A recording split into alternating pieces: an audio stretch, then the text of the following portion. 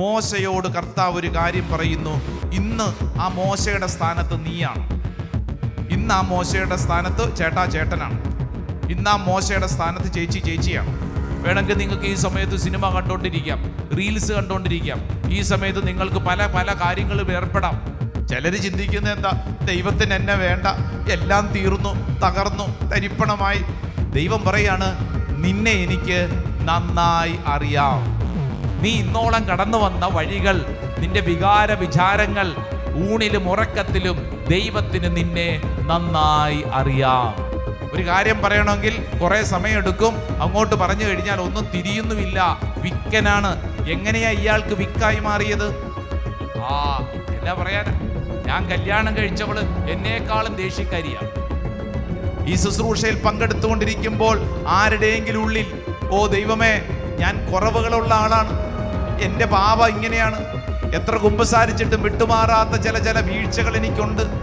തമ്പുരാൻ കർത്താവിനെ കൂടെ പിടിച്ചിട്ട് പറഞ്ഞു, ദൈവമേ, അങ്ങ് കൂടെ വന്നാൽ മാത്രം പോരാ, അങ്ങ് ഞങ്ങളുടെ കൂടെയുണ്ടെന്ന് നാട്ടുകാരറിയണം.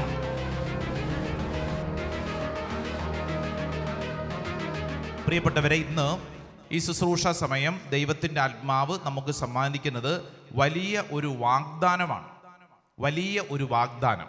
അത് നമ്മൾ പഠിക്കുന്നത് പഴയ നിയമത്തിലെ പുറപ്പാടിൻ്റെ പുസ്തകം. ബൈബിളും തുറന്ന് കണ്ടുപിടിക്കാവോ? പുറപ്പാടിൻ്റെ പുസ്തകം 33-ാം അധ്യായം, അതിൻ്റെ 17-ാം തിരുവചനമാണ്. അതിശക്തമായ ഒരു വാഗ്ദാനം, ഒരു പ്രോമിസാണ് കർത്താവ് ഈ ശുശ്രൂഷ സമയത്ത് നമുക്ക് നൽകാൻ ആഗ്രഹിക്കുന്നത്. അപ്പം നമ്മൾ ഈ ശുശ്രൂഷ പങ്കെടുക്കുന്ന നമ്മൾ ഓരോരുത്തരും ഓർത്തോണം, ഇതെനിക്ക് വേണ്ടി കർത്താവ് ഒരുക്കിയ ഒരു വാഗ്ദാനമാണ്. നമ്മൾ ആ വാഗ്ദാനം എന്താണെന്ന് പഠിക്കും.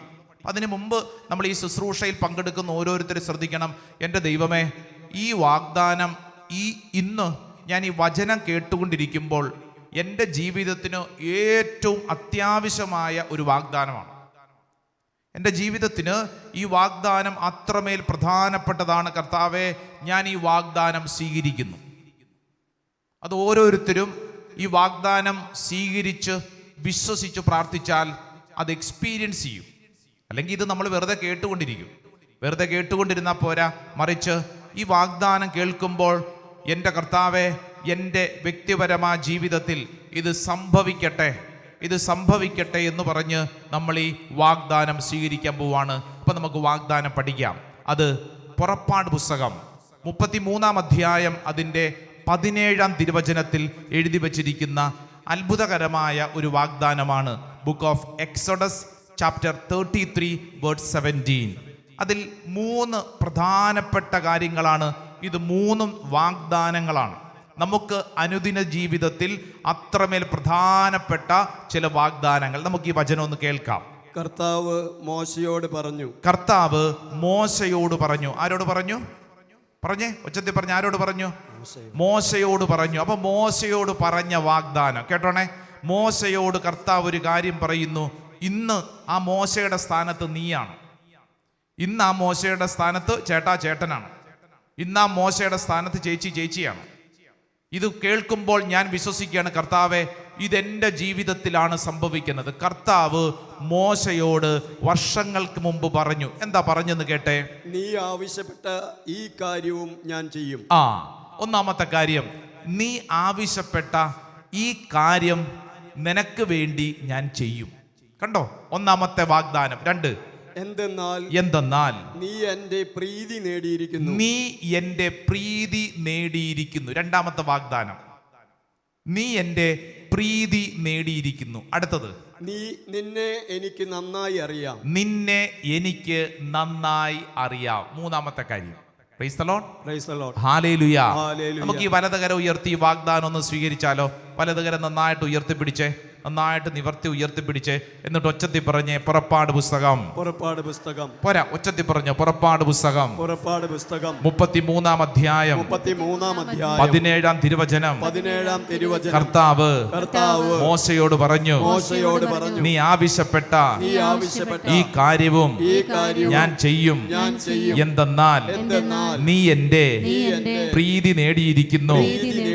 നിന്നെ എനിക്ക് നന്നായി അറിയാം. നന്നായി അറിയാം. ഹല്ലേലൂയ.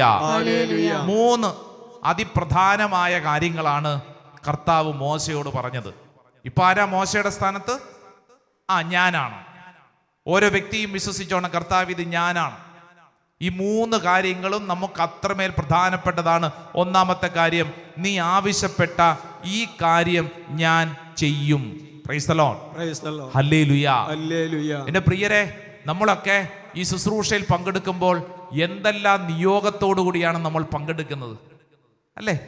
എന്തെല്ലാം ആഗ്രഹങ്ങളും സ്വപ്നങ്ങളും പ്രതീക്ഷകളുമാണ്. ദൂരങ്ങളിൽ നിന്നൊക്കെ നിങ്ങൾ ഇവിടെ വന്ന് ഈ ശുശ്രൂഷയിലൊക്കെ പങ്കെടുക്കുന്നു, ഓൺലൈനൊക്കെ പങ്കെടുക്കുന്നവർ, നിങ്ങൾ വിശ്വസിച്ചോണം, നിങ്ങൾ ത്യാഗമെടുത്താണ് ഈ ശുശ്രൂഷയിൽ പങ്കെടുക്കുന്നത്. വെറുതെ അല്ലെന്ന്. നിങ്ങൾക്ക് വേറെ പണിയില്ലാഞ്ഞിട്ടാണോ? അല്ലല്ലോ. നിങ്ങളുടെ ഒരു വലിയൊരു ത്യാഗത്തിൻ്റെ പ്രവൃത്തിയാണ് ഈ ശുശ്രൂഷയിൽ നിങ്ങൾ ഇപ്പോൾ പങ്കെടുക്കുന്നത്. വേണമെങ്കിൽ നിങ്ങൾക്ക് ഈ സമയത്ത് സിനിമ കണ്ടുകൊണ്ടിരിക്കാം, റീൽസ് കണ്ടുകൊണ്ടിരിക്കാം, ഈ സമയത്ത് നിങ്ങൾക്ക് പല പല കാര്യങ്ങളിൽ ഏർപ്പെടാം. എന്നാൽ അതൊന്നും ചെയ്യാതെ നിങ്ങളിപ്പോൾ ഈ വചന ശുശ്രൂഷയിൽ പങ്കെടുക്കുന്നുണ്ടെങ്കിൽ അത് നിങ്ങളുടെ ഒരു ത്യാഗപൂർണമായ പ്രവൃത്തിയാണ്. ഹല്ലേലൂയ. ഹല്ലേലൂയ. ഹല്ലേലൂയ. ഹല്ലേലൂയ. നിന്റെ ത്യാഗം, നിന്റെ ഈ ഒരു ശുശ്രൂഷയോടുള്ള സ്നേഹം ദൈവം കണ്ടിരിക്കുന്നു. Price the lord. Praise the lord. Hallelujah. Hallelujah. അതുകൊണ്ട് ദൈവം ഇപ്പോൾ ഈ ശുശ്രൂഷ സമയത്ത് ഈ 3 വാഗ്ദാനങ്ങൾ നമുക്ക് സമ്മാനിക്കുകയാണ്. ഒന്നാമത്തെ കാര്യം, നീ ആവശ്യപ്പെട്ട ഈ കാര്യം ഞാൻ ചെയ്യും. ആര് ചെയ്യും? പറ, ആര് ചെയ്യും? നിന്റെ ദൈവം ചെയ്യും. നീ ആവശ്യപ്പെടുന്ന കാര്യം, ഇത് കണ്ടോ, നീ ആവശ്യപ്പെടുന്ന കാര്യം ദൈവം ചെയ്യും. Praise the lord. Praise the Lord. അടുത്തിരിക്കുന്ന ആളോട് പറഞ്ഞേ, നീ ആവശ്യപ്പെടുന്ന കാര്യം ദൈവം ചെയ്യുമെന്ന്. നീ ആവശ്യപ്പെടുന്ന അതേന്ന്, നിസ്സാരപ്പെട്ട കാര്യമല്ല ഇത്. നീ എന്താണോ ആവശ്യപ്പെട്ട് ഇവിടെ ഇരിക്കുന്നത്, ആ വിഷയത്തിൽ നിന്റെ ദൈവം ഇടപെടാൻ ആഗ്രഹിക്കുന്നു. നീ ആവശ്യപ്പെടുന്ന ഈ കാര്യം ദൈവം ചെയ്യും. ഇതൊരു ഷുവർട്ടിയാണ്. ചെയ്യാമായിരിക്കാം, ചിലപ്പോൾ ചെയ്യും. അങ്ങനെയാണോ? അല്ല. I will. ദൈവം നിനക്ക് വേണ്ടി ചെയ്യും. Praise the lord. Praise the lord. Hallelujah. Hallelujah. വിശ്വസിക്കുന്നവരൊന്ന് കൈയടിച്ച് ഈശോയ്ക്ക് നന്ദി പറഞ്ഞേ. ഹല്ലേലൂയ. ഇത് വിശ്വസിച്ചോണം. ഏത് നിയോഗത്തോടു കൂടിയാണോ ഞാൻ ഈ ശുശ്രൂഷയിൽ പങ്കെടുക്കുന്നത്, എൻ്റെ നിയോഗം, എൻ്റെ വിഷയം, എൻ്റെ കർത്താവ് എനിക്ക് വേണ്ടി പ്രവർത്തിക്കും. ഇതിൽ ദൈവം ഇടപെടും. ആമേൻ. ആമീൻ. ആമേൻ. ആമീൻ. ആമേൻ. ആമീൻ. അപ്പോൾ അത് ഒന്നാമത്തെ കാര്യമാണ്, നീ ആവശ്യപ്പെടുന്ന ഈ കാര്യം ദൈവം നിനക്ക് വേണ്ടി ചെയ്യും. രണ്ടാമത്തെ കാര്യം എന്താണെന്നറിയാവോ? എന്തെന്നാൽ നീ എൻ്റെ പ്രീതി നേടിയിരിക്കുന്നു. എനിക്ക് നിന്നെ സ്നേഹമാണ്. അതേന്ന് ചേട്ടാ, കേട്ടോ, ദൈവം പറയാണ്, ദൈവത്തിന് ചേട്ടനെ വലിയ സ്നേഹമാണ്. ഓരോരുത്തരും കേട്ടോണം, ദൈവത്തിന് നിന്നെ അത്രമേൽ വലിയ സ്നേഹമാണ്. I love you. ആര് പറയുന്നു? നാട്ടുകാരല്ല. ആര് പറയുന്നു? നിന്നെ സൃഷ്ടിച്ച ദൈവം പറയുന്നു, നിന്നെ ദൈവത്തിന് അത്രമേൽ സ്നേഹമാണ്. ഹല്ലേലൂയ. ഹല്ലേലൂയ. അടുത്തിരിക്കുന്ന ആളോട് പറഞ്ഞ, ദൈവത്തിന് നിന്നെ സ്നേഹമാണ്. ദൈവത്തിന് നിന്നെ സ്നേഹം. അതേന്ന്. ചിലര് ചിന്തിക്കുന്നത് എന്താ, ദൈവത്തിന് എന്നെ വേണ്ട, എല്ലാം തീർന്നു, തകർന്നു, തരിപ്പണമായി, അല്ലേ, വല്ലാണ്ട് ഭാരപ്പെടും. കഴിഞ്ഞ ദിവസം പ്രാർത്ഥിക്കാൻ വന്നൊരു പെൺകുട്ടി പറഞ്ഞു, അച്ഛാ, ILTC പരീക്ഷ എഴുതി ഞാൻ മടുത്തു, ദൈവത്തിന് എന്നെ ഇഷ്ടമല്ല, ദൈവത്തിന് എന്നെ ഇഷ്ടമല്ല, ഇല്ലെങ്കിൽ ഞാൻ പാസ്സാകേണ്ടതല്ലേ, അല്ലെങ്കിൽ ഞാൻ പാസ്സാകേണ്ടതല്ലേ, ദൈവത്തിന് എന്നെ ഇഷ്ടമല്ല. ഞാൻ ആ പെൺകുട്ടിയോട് പറഞ്ഞു, പരീക്ഷ ജയിച്ചാലും ജയിച്ചില്ലെങ്കിലും എനിക്കൊരു കാര്യം അറിയാം, നീ ഇവിടെ വന്നിട്ടുണ്ടെങ്കിൽ, നീ ഇവിടെ വന്നിരുന്നുകൊണ്ട് ഇപ്പോൾ ഈ വിഷയം സംസാരിക്കുന്നുണ്ടെങ്കിൽ അതിൻ്റെ അർത്ഥം എന്താണെന്നറിയാവോ? ദൈവത്തിന് നിന്നെ അത്രമേൽ സ്നേഹമാണ്. ആമേൻ. ആമേൻ. ആമേൻ. ഓരോരുത്തരും അത് വിശ്വസിക്കണം. നിങ്ങൾ ഏത് വലിയ തകർച്ചകളിലൂടെ കടന്നു പോകുന്നെങ്കിലും ഈ ശുശ്രൂഷ തന്നെ അതിൻ്റെ അടയാളമാണ്. ഇപ്പൊ നമ്മൾ ചിന്തിച്ചേ, ഇപ്പോൾ ഈ ശുശ്രൂഷ ഇത് ലോകത്തുള്ള എല്ലാവരും പങ്കെടുക്കുന്നില്ല, മറിച്ച് തെരഞ്ഞെടുക്കപ്പെട്ടവർ മാത്രമാണ് ഈ ശുശ്രൂഷയിൽ പങ്കെടുക്കുന്നത്, അല്ലേ? അതേന്ന്. ഇതൊരു തെരഞ്ഞെടുപ്പാണ്. ഇതൊരു തെരഞ്ഞെടുപ്പാണ്. ഈ ശുശ്രൂഷയിൽ പങ്കെടുക്കാൻ ദൈവം നിന്നെ തെരഞ്ഞെടുത്തതാണ്. നിങ്ങളുടെ ഇടവകയിൽ തന്നെ എത്ര കുടുംബങ്ങളുണ്ട്, എത്ര വ്യക്തികളുണ്ട്, എന്നിട്ടും എന്തുകൊണ്ട് നിങ്ങൾ മാത്രം ശുശ്രൂഷയ്ക്ക് ഇവിടെ പങ്കെടുക്കുന്നു? കാരണം ദൈവം നിന്നെ ആ ദേശത്ത് നിന്ന് തെരഞ്ഞെടുത്തതാണ്. നിങ്ങൾക്ക് പരിചയമുള്ള എത്രയോ പ്രാർത്ഥനക്കാരുണ്ട്, എത്രയോ പ്രാർത്ഥനാ കൂട്ടായ്മകൾ പോകുന്നവരുണ്ട്, എന്നിട്ട് എന്തുകൊണ്ട് നിന്നെ മാത്രം ദൈവം തിരഞ്ഞെടുത്തു? അതിൻ്റെ അർത്ഥം ദൈവത്തിന് നിന്നോട് ഒരു പർട്ടിക്കുലർ ഒരു സ്പെഷ്യൽ സ്നേഹമുണ്ട്. ആമേൻ. ആമേൻ. പറഞ്ഞേ ആമേൻ. ആമേൻ. ഉണ്ടെന്ന്. ഞാൻ ഇവിടെ ഒരു വൈദികനായിട്ട് നിന്ന് ഈ വചന ശുശ്രൂഷ നടത്തുമ്പോൾ എനിക്കൊരു കാര്യം നന്നായിട്ടറിയാം, എന്നെ എൻ്റെ കർത്താവിന് വലിയ സ്നേഹമാണ്. ആ സ്നേഹത്തിൻ്റെ ഭാഗമാണ് ഞാൻ ഇവിടെ നിന്ന് ഈ വചനം പറയുന്നത്. ഇല്ലെങ്കിൽ പറയാൻ പറ്റത്തില്ലെന്ന്. അതെങ്ങനെ സാധിക്കും? നന്നായിട്ട് പ്രസംഗിക്കാൻ കഴിവുള്ളവർ ഇഷ്ടം പോലെ പേരുണ്ടല്ലോ. ഞാൻ ഓർക്കുന്നുണ്ട്, സെമിനാരിയിൽ ചേർന്നപ്പോഴത്തേക്ക് ഞങ്ങളുടെ ബാച്ചിൽ തന്നെ ഇഷ്ടം പോലെ ശക്തമായി പ്രസംഗിക്കാൻ കഴിവുള്ള ആളുകളുണ്ട്, ബ്രദേഴ്സ് ഉണ്ട്. വൈദികരായപ്പോഴും അനേകരും ഞങ്ങളുടെ ബാച്ചിൽ തന്നെ ശക്തരായ അനേകരുണ്ട്. ഞാനെന്നൊരു വ്യക്തി ഇവിടെ നിന്നുകൊണ്ട് ഈ വചനം പങ്കുവെക്കുമ്പോൾ എനിക്കൊരു കാര്യം അറിയാം, എൻ്റെ ഈശോയ്ക്ക് എന്നെ വലിയ സ്നേഹമാണ്. Hallelujah, hallelujah, hallelujah. ഹല്ലേലൂയ. ഈ ശുശ്രൂഷയിൽ പങ്കെടുക്കുന്ന ഓരോ വ്യക്തിയും അത് വിശ്വസിച്ചോണം. എൻ്റെ ഈശോയ്ക്ക് എന്നെ അത്രമേൽ സ്നേഹമുള്ളത് കൊണ്ടാണ് ഈ ശുശ്രൂഷയിൽ ഞാൻ പങ്കെടുക്കുന്നത്. ഇത് ദൈവത്തിൻ്റെ മഹത്തായ ഒരു തെരഞ്ഞെടുപ്പാണ്. വിശ്വസിക്കുന്നവർ രണ്ട് കരങ്ങളും ഉയർത്തി പറഞ്ഞേ ആമേൻ, ആമേൻ, ആമേൻ, ആമേൻ, ആമേൻ, ആമേൻ. ആമേൻ. നിന്നെ ദൈവത്തിന് അത്രമേൽ സ്നേഹമാണ്. നീ എൻ്റെ പ്രീതി നേടിയിരിക്കുന്നു, പ്രീതി നേടിയിരിക്കുന്നു. മൂന്നാമത്തെ വാഗ്ദാനം എന്താണെന്നറിയാവോ? നിന്നെ എനിക്ക് നന്നായി അറിയാം. ആഹാ, ആരാ പറയണേ? ദൈവം പറയാണ്, നിന്നെ എനിക്ക് നന്നായി അറിയാം. ഓരോരുത്തരും ദേ ശ്രദ്ധിച്ചോളൂ. നിങ്ങളോട് സർവശക്തനായ ദൈവം പറയാണ്, നിന്നെ എനിക്ക് നന്നായി അറിയാം. അടുത്തിരിക്കുന്ന ആളോടൊന്ന് പറഞ്ഞേ, നിന്നെ എനിക്ക് നന്നായി അറിയാം. ആഹാ, എനിക്ക് നന്നായി അറിയാം. എന്തറിയാം? അടുത്തിരിക്കുന്നവർക്ക് എന്തറിയാം നിങ്ങളെക്കുറിച്ച്? എന്നാൽ സർവശക്തനായ ദൈവം പറയുന്നു, നിന്നെ എനിക്ക് നന്നായി അറിയാന്ന്. വെറുതെ അറിയാന്നല്ല, നിന്നെ എനിക്ക് നന്നായി അറിയാം. ഇപ്പം ഇവിടെ തന്നെ കല്യാണം കഴിച്ചവർ ഒത്തിരി പേരൊക്കെ ഇരിപ്പുണ്ടല്ലോ. ചേട്ടന്മാരെ ചിന്തിച്ചേ, നിങ്ങളുടെ ഭാര്യയെ നിങ്ങൾക്കറിയാവോ?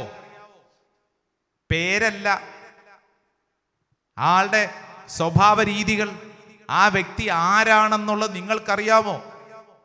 പ്രിയപ്പെട്ട ഭാര്യമാരെ, നിങ്ങളുടെ ഭർത്താവിനെ കുറിച്ച് ചിന്തിക്കൂ. നിങ്ങൾക്ക് നിങ്ങളുടെ ഭർത്താവിനെ അറിയാമോ? എവിടെ? വർഷം പലത് കഴിഞ്ഞിട്ടും ഇന്നു വരെ പരസ്പരം അറിയാൻ പറ്റിയിട്ടില്ലല്ലോ, അല്ലേ?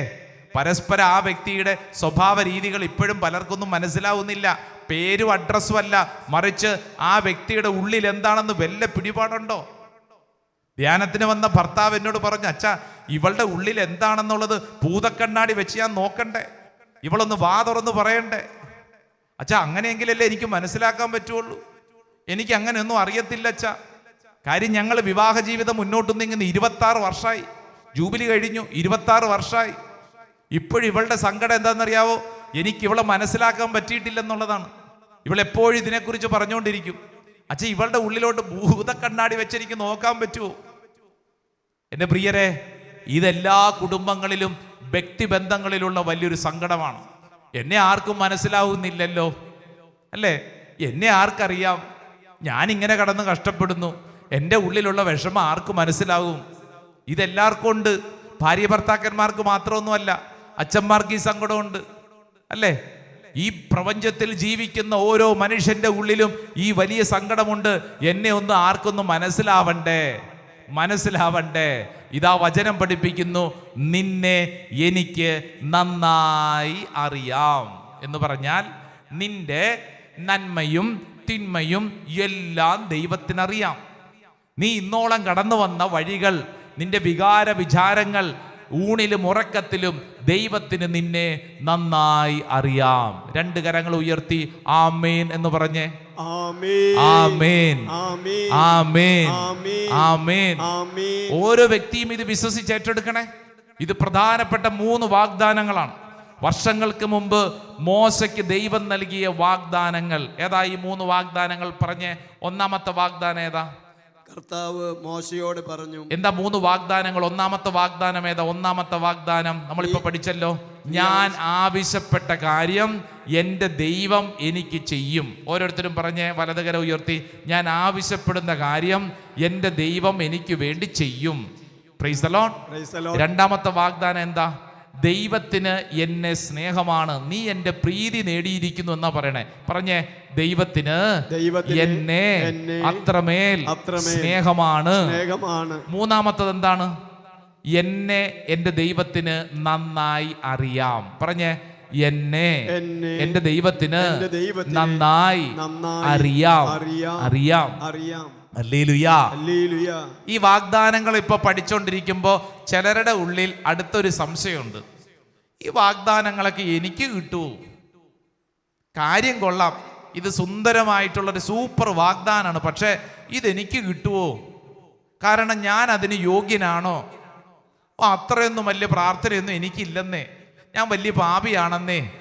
പ്രിയവരെ, ഈ വിഷയത്തെക്കുറിച്ച് പഠിക്കുമ്പോൾ ആരാണ് വിശുദ്ധ ഗ്രന്ഥത്തിൽ ഈ വാഗ്ദാനം നേരിട്ട് സ്വീകരിച്ചത്?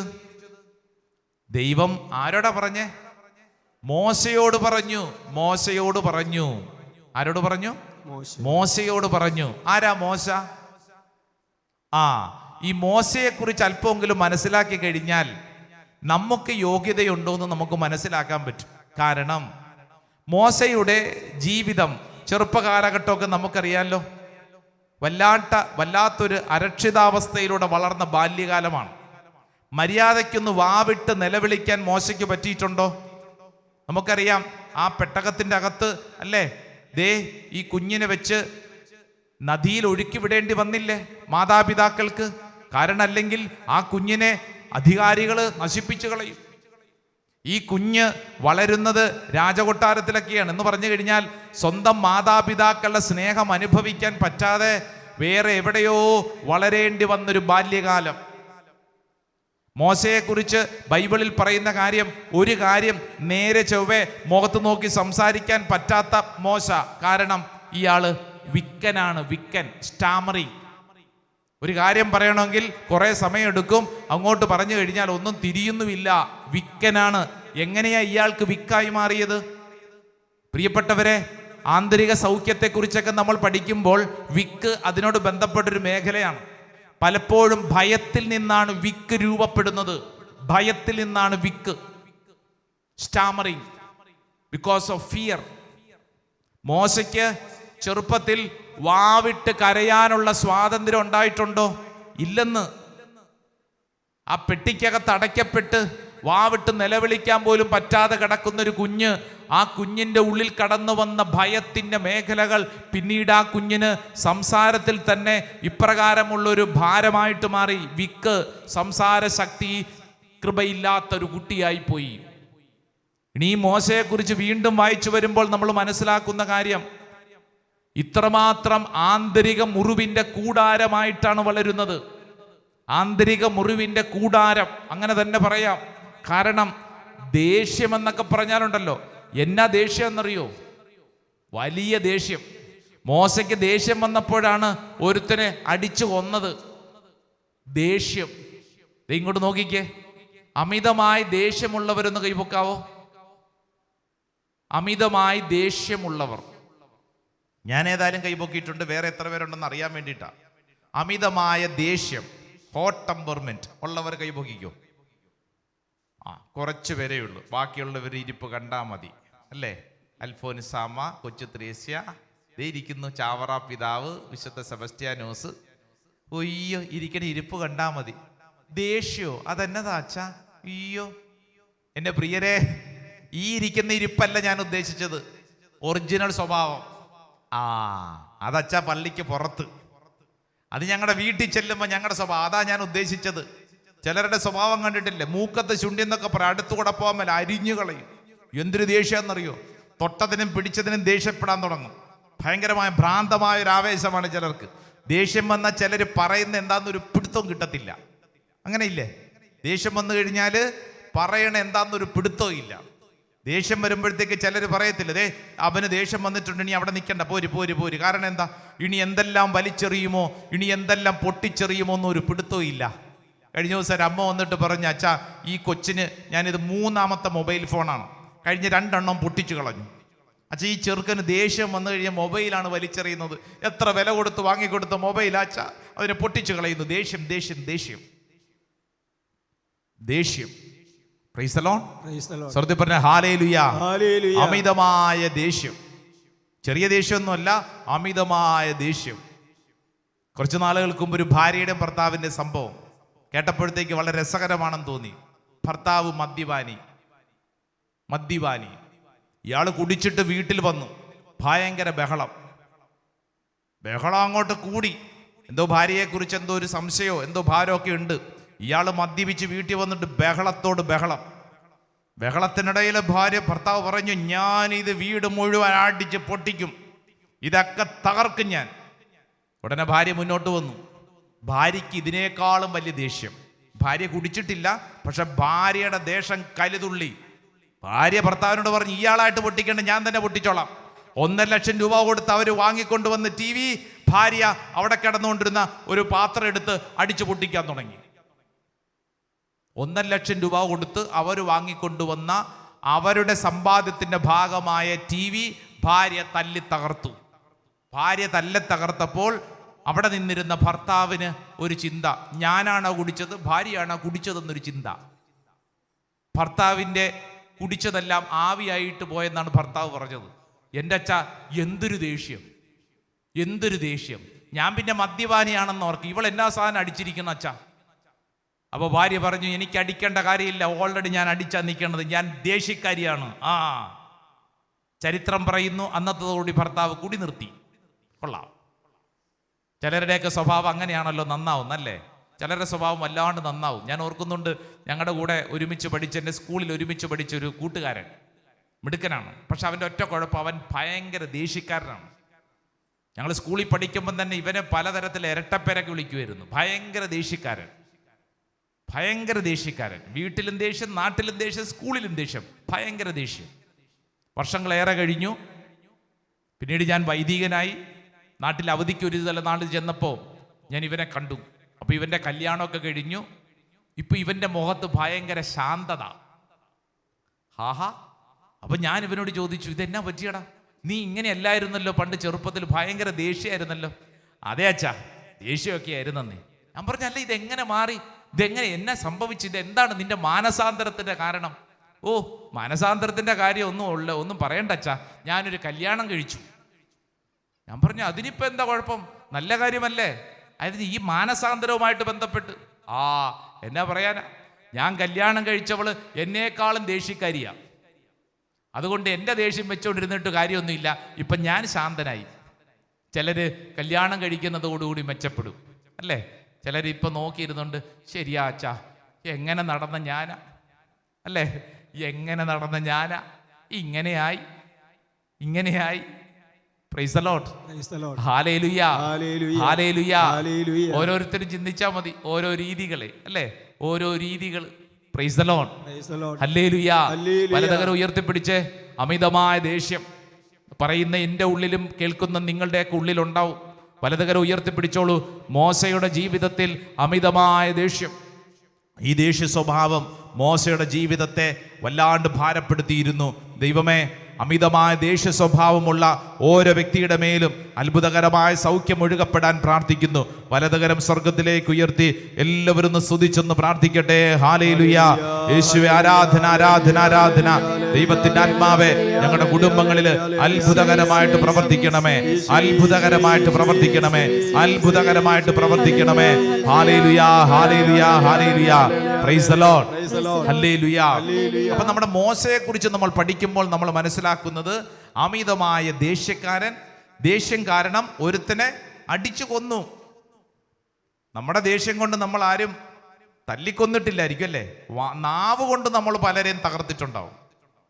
എന്നാൽ മോശയെ കുറിച്ച് വചനം പറയുന്നു, മോശ ഒരാളെ കൊന്നതാണ്, കൊലപാതകിയാണ്, വിക്കനാണ്, നേരെ ചൊവ്വേ സംസാരിക്കാൻ പറ്റുന്ന കഴിവില്ല, ഒത്തിരി കുറവുകളുള്ള മോശ. ഇങ്ങനെയുള്ള മോശയെ കുറിച്ചാണ് ബൈബിൾ വചനം പഠിപ്പിക്കുന്നത്. ഈ മോശയുടെ മുമ്പിലാണ് ദൈവം ഈ വാഗ്ദാനങ്ങൾ കൊടുത്തത്. അമ്പടാ, നമ്മൾ ചിന്തിച്ചെന്താ, നമ്മുടെ ജീവിതത്തിൽ ഈ വാഗ്ദാനങ്ങൾ സ്വീകരിക്കാൻ നമുക്ക് യോഗ്യതയുണ്ടോന്ന്? മോശയെക്കുറിച്ച് എന്താ പഠിപ്പിക്കുന്നത്? മോശയുടെ അവസ്ഥ എന്താ? ഒത്തിരി കുറവുകളുള്ള മനുഷ്യൻ. ഈ ശുശ്രൂഷയിൽ പങ്കെടുത്തുകൊണ്ടിരിക്കുമ്പോൾ ആരുടെയെങ്കിലും ഉള്ളിൽ ഓ ദൈവമേ, ഞാൻ കുറവുകളുള്ള ആളാണ്, എൻ്റെ പാപം ഇങ്ങനെയാണ്, എത്ര കുമ്പസാരിച്ചിട്ടും വിട്ടുമാറാത്ത ചില വീഴ്ചകൾ എനിക്കുണ്ട്, ഞാൻ തകർന്നു പോയവനാണ്. വചനം പഠിപ്പിക്കുന്നു, നീ വിഷമിക്കേണ്ട. നീ എത്ര കുറവുകളുള്ള വ്യക്തിയാണെങ്കിലും, എത്രമാത്രം നിന്റെ ജീവിതത്തിൽ നീ കണ്ണുനീരിലൂടെ പോയിട്ടുണ്ടെങ്കിലും, വചനം നിനക്ക് നൽകുന്ന ഉറപ്പെന്താണെന്നറിയാവോ? നിന്റെ ജീവിതത്തെ പുതുക്കിപ്പണിയാൻ കർത്താവ് ആഗ്രഹിക്കുന്നു. നിന്റെ ജീവിതത്തെ പുതുക്കിപ്പണിയാൻ കർത്താവ് ആഗ്രഹിക്കുന്നു. വിശ്വസിക്കുന്നവർ വലതുകരം ഉയർത്തി പറഞ്ഞ ഹല്ലേലൂയാ, ഹല്ലേലൂയാ, ഹല്ലേലൂയാ. ഈ പുതുക്കിപ്പണിയുന്നതിൽ നിന്റെ സഹകരണം പ്രധാനപ്പെട്ടതാണ്. എൻ്റെ സഹകരണം പ്രധാനപ്പെട്ടതാണ്. ഇത് മനസ്സിലാക്കാൻ നമ്മൾ 33-ാം അധ്യായത്തിൽ വളരെ പ്രധാനപ്പെട്ട 1-2 വചനങ്ങളൊന്ന് വായിക്കുവാണ്. 14-ാം തിരുവചനം, book of Exodus chapter 33 verse 14. വളരെ പ്രധാനപ്പെട്ട ഒരു വചനമാണ്, ശ്രദ്ധിച്ചു വായിച്ചോണേ. 14-ാം തിരുവചനം. കർത്താവ് പറഞ്ഞു, ഞാൻ തന്നെ നിന്നോട് കൂടെ വരികയും നിനക്ക് ആശ്വാസം തരികയും ചെയ്യും. Praise the lord, hallelujah. ആരാ പറയണേ? ദൈവം പറയാണ്, മോശേ നീ വിഷമിക്കേണ്ടെന്ന്, ഞാൻ നിന്റെ കൂടെ വരും, നിനക്ക് ആശ്വാസം തരും. നിങ്ങൾ ശ്രദ്ധിക്കണം, ഈ ഒരു മോശയും ദൈവവുമായിട്ടുള്ള സംഭാഷണം നടക്കുന്നതിന്റെ പശ്ചാത്തലം എന്താണെന്നറിയാവോ? ദൈവം പറഞ്ഞു, മോശേ, ഇസ്രായേൽ ജനവുമായിട്ട് നീ പൊക്കോ, നിന്റെ കൂടെ ഞാനുണ്ടെന്ന്, നീ എവിടെ പോയാലും ഞാനുണ്ടാവും, നിന്നെ തെരഞ്ഞെടുത്തിരിക്കുകയാണ്, നീ ധൈര്യമായിട്ട് പൊക്കോ. കർത്താവ് കൊടുക്കുന്നൊരു വാഗ്ദാനമാണ്. മോശെ നീ വിഷമിക്കേണ്ട. എന്താണ് വാഗ്ദാനം? ഞാൻ തന്നെ നിന്നോടുകൂടെ വരികയും നിനക്ക് ആശ്വാസം നൽകുകയും ചെയ്യും. Praise the lord, hallelujah. ഈ വാഗ്ദാനം കേട്ട് കഴിഞ്ഞപ്പോൾ തൊട്ടടുത്ത വചനം മോശ എന്താ പറഞ്ഞെന്ന് കേട്ടെ. ഇത് ദൈവം പറഞ്ഞ കാര്യം. അപ്പൊ മോശ എന്ത് തിരിച്ചു പറഞ്ഞു? മോശ പറഞ്ഞു, അങ്ങ് ഞങ്ങളോടുകൂടെ വരികയില്ലെങ്കിൽ ഞങ്ങളെ ഇവിടെ നിന്ന് പറഞ്ഞയക്കരുത്. കണ്ടോ, അങ്ങ് ഞങ്ങളോടുകൂടെ വരികയില്ലെങ്കിൽ ഞങ്ങളെ ഇവിടെ നിന്നും പറഞ്ഞയക്കരുത്. അടുത്ത വചനം, അങ്ങ് പോരുന്നില്ലെങ്കിൽ അങ്ങ് എന്നിലും അങ്ങയുടെ ജനത്തിലും സംപ്രീതനാണെന്ന് എങ്ങനെ വെളിപ്പെടും? കണ്ടോ, അങ്ങ് പോരുന്നില്ലെങ്കിൽ അങ്ങ് എന്നിലും അങ്ങയുടെ ജനത്തിലും സംപ്രീതനാണെന്ന് എങ്ങനെ വെളിപ്പെടും? Praise the lord, hallelujah. ഇത് നമ്മൾ ശ്രദ്ധിക്കേണ്ട ഒരു കാര്യമാണ്. അതായത് ദൈവം മോശയോട് പറഞ്ഞു, മോശേ ഡോണ്ട് വറി, നീ പൊക്കോ. ഉടനെ ഇത് കേട്ട ഉടനെ മോശ യാത്ര പുറപ്പെട്ടില്ല. മോശ എന്തു പറഞ്ഞെന്നറിയോ? നീ എൻ്റെ കൂടെയുണ്ടെന്ന് പറഞ്ഞാൽ മാത്രം പോരാ, മറിച്ച് എന്ത് വേണം? നീ പറഞ്ഞ കാര്യങ്ങൾ എൻ്റെ വീട്ടിൽ, എൻ്റെ പ്രവൃത്തി സ്ഥലത്ത്, എൻ്റെ കൂട്ടായ്മയിൽ, എൻ്റെ യാത്രയിൽ ഉണ്ട് എന്ന് എനിക്ക് വെളിപ്പെട്ട് കിട്ടണം. Hallelujah, hallelujah. ഇപ്പൊ ഇവിടെ ഇരുന്നുകൊണ്ട് ശുശ്രൂഷയിൽ പങ്കെടുക്കുന്നവരെ, ഒരുപക്ഷെ നിങ്ങളും ഏതെങ്കിലുമൊക്കെ ഒരു കൗൺസിലിങ്ങിലോ ഒരു ധ്യാന അവസരത്തിലോ നിങ്ങളും കേട്ടിട്ടുണ്ടാവും, നിങ്ങളുടെ ജീവിതം അനുഗ്രഹിക്കപ്പെടുന്നു, നിങ്ങളുടെ ജീവിതത്തിൽ ഇങ്ങനെ സംഭവിക്കപ്പെടുന്നു കേൾക്കുമ്പോൾ കൊള്ളാം. ഉടനെ തന്നെ നമ്മൾ താങ്ക് യു ദൈവമേ എന്നും പറഞ്ഞു പോരും. എന്നാൽ മോശ അങ്ങനെ പോയില്ലെന്ന്. മോശ എന്താ പറഞ്ഞെന്നറിയോ? ദൈവമേ അങ്ങ് എൻ്റെ കൂടെ ഉണ്ടെന്നൊക്കെ പറയുന്നു, പറച്ചില് മാത്രം പോരെന്ന്, നാട്ടുകാർ കാണണം. എനിക്ക് കിട്ടിയ ഈ വാഗ്ദാനം ഇങ്ങനെ വെറുതെ എനിക്ക് കൂടെ ഉണ്ടെന്ന് പറഞ്ഞെന്നെ ആശ്വസിപ്പിച്ച പോരാ, നാട്ടുകാർ കാണണം, മറ്റുള്ളവരറിയണം. എന്ത്? ഞങ്ങൾ വ്യത്യസ്തരായ ഒരു ജനതയാണെന്ന് മറ്റുള്ളവരറിയണം. ആ വചനം ഒന്ന് വായിച്ചു നോക്കിക്കേ. അങ്ങ് ഞങ്ങളോടൊത്ത് യാത്ര ചെയ്യുമെങ്കിൽ ഞാനും അങ്ങയുടെ ജനവും ഭൂമുഖത്തുള്ള എല്ലാ ജനതകളിൽ നിന്ന് വ്യത്യസ്തമായിരിക്കും. മോശ ദൈവത്തോട് പറയാണ്, ദൈവമേ നീ എൻ്റെ കൂടെ ഉണ്ടെന്ന് വെറുതെ പറഞ്ഞാൽ മാത്രം പോരാ, എനിക്കത് കാണണം, എനിക്കത് അനുഭവിക്കണം. അപ്പൊ ബാക്കിയുള്ള ജനത പറയും, ഈ ജനതയ്ക്ക് എന്തോ പ്രത്യേകതയുണ്ടല്ലോ. അതുകൊണ്ടാണ് ഇസ്രായേൽ ജനതയുടെ യാത്ര നിങ്ങൾ ശ്രദ്ധിക്കുക. എത്ര അത്ഭുതകരമായ യാത്രയാണ്. എത്ര വർഷം അവർ മരുഭൂമിയിൽ യാത്ര ചെയ്തു? പറഞ്ഞേ, എത്ര വർഷം? 40 വർഷം. 40 വർഷക്കാലം മരുഭൂമിയിൽ യാത്ര ചെയ്തു. വെറുതെ വായിച്ചു പോയാൽ പോരാ. ഈ മരുഭൂമിയിലെ യാത്രാ സമയത്താണ് ഇതാ നമ്മുടെ മുമ്പിൽ ഈ വിശുദ്ധ ഗ്രന്ഥത്തിലെ പല മേഖലകളും വെളിപ്പെട്ട് കിട്ടിയത്. ഇസ്രായേൽ ജനത്തിന്റെ യാത്ര, ഈ യാത്രയുടെ പ്രത്യേകത എന്തായിരുന്നു? അവരെങ്ങനെ യാത്ര ചെയ്തത്? അവർക്ക് തോന്നുന്ന സ്ഥലത്തുകൂടിയാണോ അവർ പോയത്? അവർക്ക് തോന്നുന്ന സമയത്താണോ അവർ പോയത്? അല്ല. അവരുടെ യാത്ര നിങ്ങൾക്കറിയണമെങ്കിൽ ഒരു സുന്ദരമായ വചനം ഒന്ന് വായിച്ചാൽ മതി. പുറപ്പാടിന്റെ പുസ്തകം 40-ാം അധ്യായം. നമുക്കറിയാം 40-ാം അധ്യായത്തോടുകൂടി പുറപ്പാട് പുസ്തകം അവസാനിക്കുകയാണ്. The last chapter in the book of exodus. 40-ാം അധ്യായം അതിൻ്റെ 36-ാം തിരുവചനം. 36, ചാപ്റ്റർ 40 വേഴ്സ് 36. എങ്ങനെയാണ് ഇസ്രായേൽ ജനം യാത്ര ചെയ്തിരുന്നത്? വായിച്ചേ. മേഘം കൂടാരത്തിൽ നിന്ന് ഉയരുമ്പോഴാണ് ഇസ്രായേൽ ജനം യാത്ര പുറപ്പെട്ടിരുന്നത്.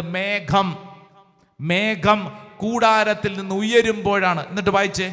മേഘം ഉയർന്നില്ലെങ്കിൽ അത് ഉയരുന്ന ദിവസം വരെ അവർ പുറപ്പെട്ടിരുന്നില്ല. ഹല്ലേലൂയാ. അവര് വെയിറ്റ് ചെയ്യും, അവരവിടെ കാത്തിരിക്കും. ആർക്ക് വേണ്ടി? ദൈവത്തിന്റെ ശക്തി വെളിപ്പെടുന്നത് വരെ they waited. ദൈവം പറയുന്ന പറച്ചിൽ മാത്രമല്ല, അവർക്ക് ദൈവജനത്തിന് ഇങ്ങനെ ബോധ്യപ്പെടും. They were able to experience. ഇതാണ് ഞാൻ പറഞ്ഞുകൊണ്ടിരിക്കുന്ന കാര്യം. അതായത് അവർ ദൈവ സാന്നിധ്യം അവർക്ക് വെളിപ്പെട്ട് അനുഭവിച്ചു. അവരുടെ കൺവട്ടത്തവർ കണ്ടു. വായിച്ചു, തൊട്ടടുത്ത വചനം കൂടെ വായിച്ചു. 38-ാം വചനം. കർത്താവിന്റെ മേഘം പകൽ സമയത്ത് കൂടാരത്തിന് മുകളിൽ നിലകൊണ്ടിരുന്നു. രാത്രി സമയത്ത് മേഘത്തിൽ അഗ്നി ജ്വലിച്ചിരുന്നു. ഇസ്രായേൽ ജനം യാത്രയുടെ ഓരോ ഘട്ടത്തിലും ഇത് ദർശിച്ചു. Praise the lord. Hallelujah. Israel ജനത്തിന്റെ യാത്രയുടെ പ്രത്യേകത, അവര് യാത്ര ചെയ്ത് മുന്നോട്ട് പോകുന്നത് ദൈവം പറഞ്ഞതനുസരിച്ച്. അവർ കൂടാരമടിച്ചത് ദൈവം പറഞ്ഞ സ്ഥലത്ത്, കൂടാരത്തിന്റെ കുറ്റി പറിച്ചത് ദൈവം പറഞ്ഞ സ്ഥലത്ത്. ശ്രദ്ധിച്ചോണം. എന്ന് പറഞ്ഞാൽ ഈ വചനം കേട്ടുകൊണ്ടിരിക്കുമ്പോൾ ഓരോരുത്തരുടെയും കർത്താവ് പറയുന്ന കാര്യം, നിന്റെ ജീവിതത്തിലെ ഒരു തീരുമാനമെടുക്കുമ്പോൾ ആരോട് ചോദിച്ചിട്ടെടുക്കണം? നിന്റെ തലയ്ക്കകത്ത് ഇങ്ങനെ തോന്നി, അങ്ങനെ തോന്നി, അവര് പറഞ്ഞു, ഇവര് പറഞ്ഞു. അല്ല, നീ ഒരു തീരുമാനമെടുക്കുമ്പോൾ തമ്പുരാൻ കർത്താവിനോട് ചോദിച്ചിട്ട് വേണം തീരുമാനമെടുക്കാൻ. Price the lord. ഹല്ലേലൂയ. ദൈവത്തോട് ആലോചന ചോദിച്ചിട്ട് വേണം ഒരു തീരുമാനമെടുക്കാൻ, മുന്നോട്ട് നീങ്ങാൻ. ഇല്ലെങ്കിൽ അബദ്ധം പറ്റും. മോശ എങ്ങനെയാണ് മുമ്പോട്ട് നീങ്ങിയത്? മോശ ദൈവത്തോട് പറഞ്ഞു, ദൈവമേ, അങ്ങ് ഞങ്ങളോട് കൂടെ ഉണ്ടെന്ന് പറച്ചില് മാത്രം പോരാ, വെറും വാക്ക് മാത്രം പോരാ, മറിച്ച് ഞങ്ങളുടെ കൂടെയുണ്ടെന്ന് മറ്റുള്ളവർക്ക് ബോധ്യപ്പെടണം.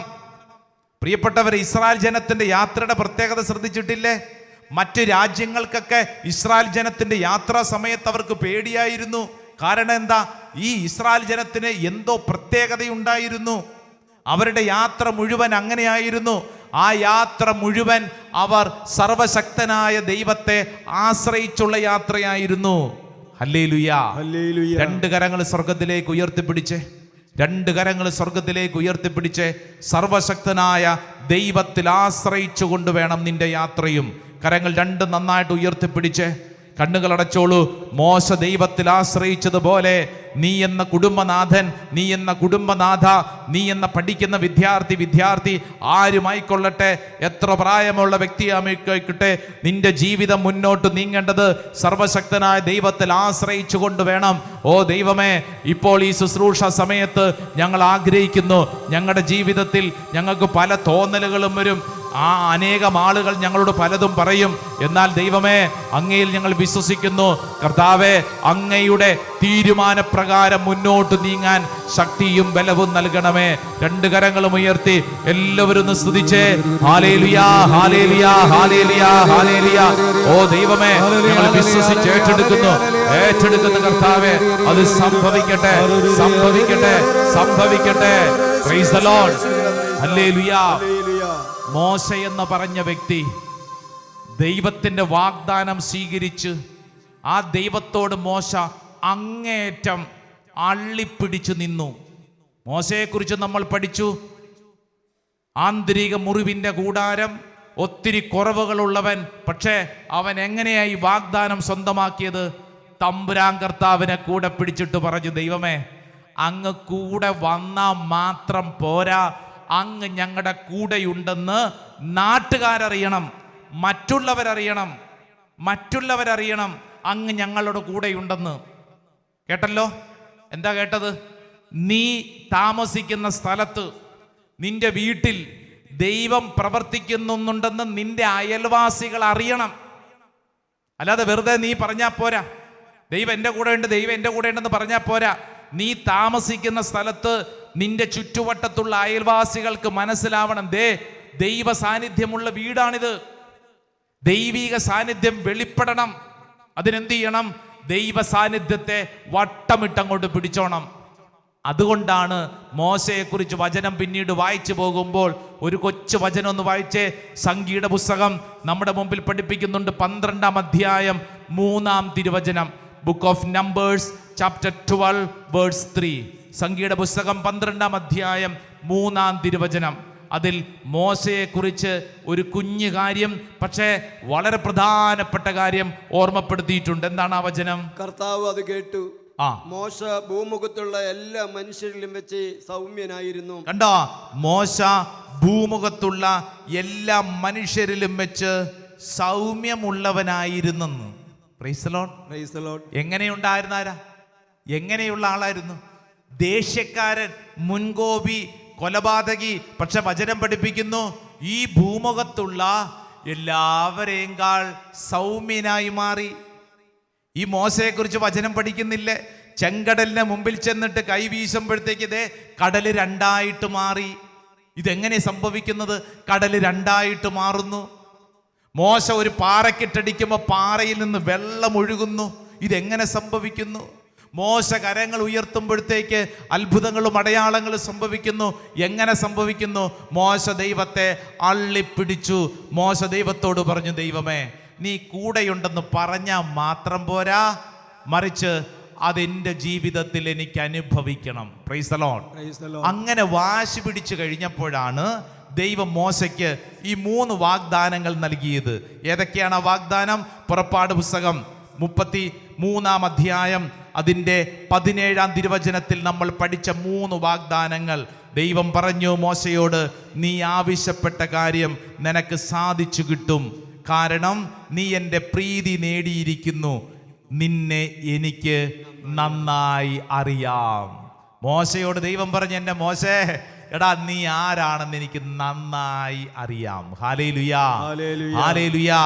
എൻ്റെ പ്രിയപ്പെട്ടവരെ, ശുശ്രൂഷ സമയത്ത് ഒത്തിരി കുറവുകളുള്ള, പോരായ്മകളുള്ള ഞാനും നിങ്ങളും മോശയെപ്പോലെ ദൈവസന്നിധിയിൽ അള്ളിപ്പിടിച്ച് പ്രാർത്ഥിക്കണം. ദൈവമേ, അങ്ങൻ്റെ കൂടെയുണ്ടെന്ന് മറ്റുള്ളവർ തിരിച്ചറിയത്തക്കവണ്ണം എന്നിൽ കർത്താവെ അത്ഭുതകരമായിട്ട് പ്രവർത്തിക്കണമേ.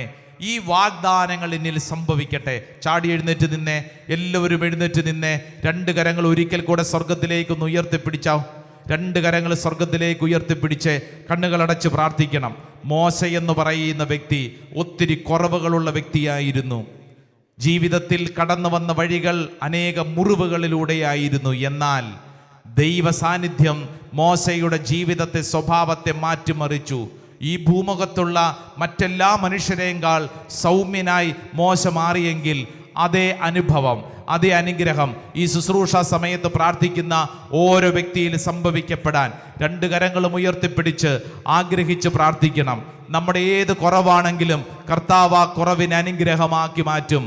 കർത്താവ് വാഗ്ദാനങ്ങൾ നൽകി നമ്മളെ അനുഗ്രഹിക്കും. നീ ആവശ്യപ്പെടുന്ന കാര്യം നിന്റെ ദൈവം ചെയ്യും. നിന്നെ ദൈവത്തിന് നന്നായിട്ടറിയാം. നിന്റെ ദൈവത്തിന് അത്രമേൽ സ്നേഹമാണ്.